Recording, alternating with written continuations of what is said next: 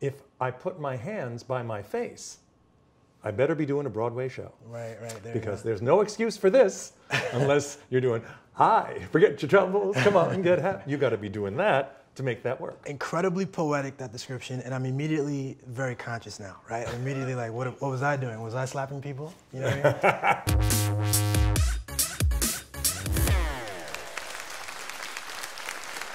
Joe, we picked the coldest day of the year to have you here. Thank you very much. My pleasure. Thanks. I'm glad to be here. You have worn a lot of different hats in entertainment and media. You've been a director, a producer, a Broadway conductor. You've done a bunch of stuff. Which of these is like most fulfilling to you? Which of these is the most rewarding and gives you the most joy? Once you've made music, you always want to make music. Make no mistake about it. No matter what I do in my career, nothing will bring me the joy of conducting an orchestra.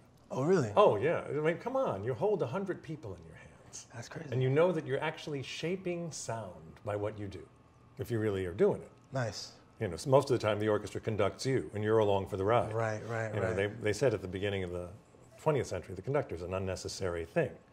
But in truth, shaping sound is what a conductor does. And it really kind of gave me a way to be about all my work.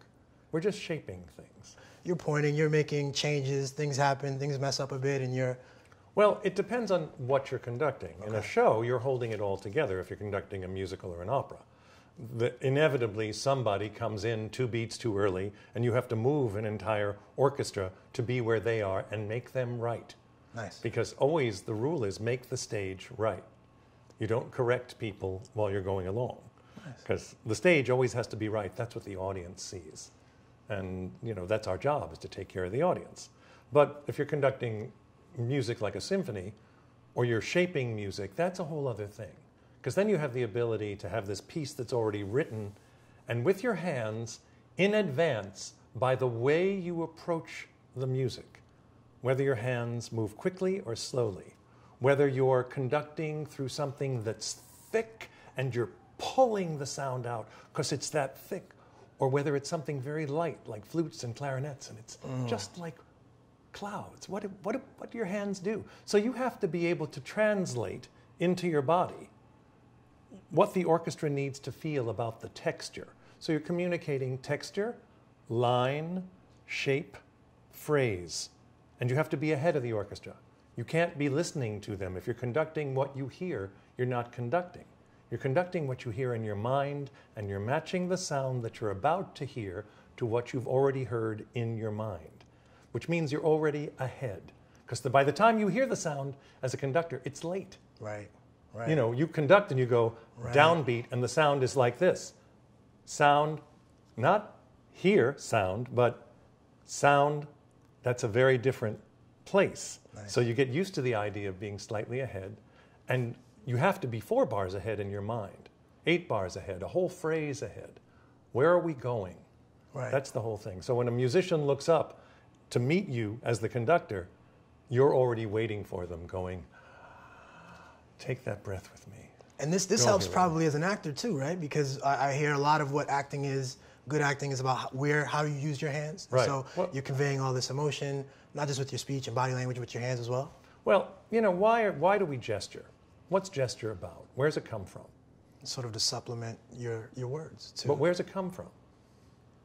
Where does it come from? Yeah, where's a gesture come from? What gives us the impetus to gesture? Some people gesture as punctuation. Okay. They say with their hands just what their mouth is saying. Right. And you go, wow, that's nothing, because it's wrist to fingertip. Okay?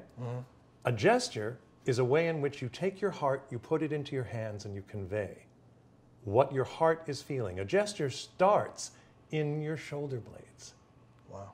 And that's where a gesture really comes from for all actors. So where your hands start determines how the gesture is going to be. If actors stand with their hands in front of their thighs, with the back to the audience or the camera, it's like giving someone the back of your hand. Okay. Palm is where your vulnerability is.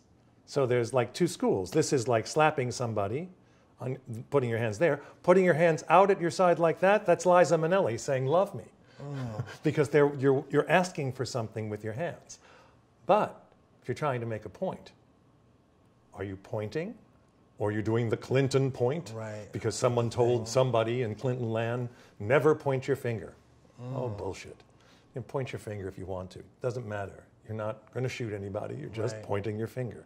But what you have to have is a sense of where the energy started in your shoulder and lands in your palms and goes out your fingertips.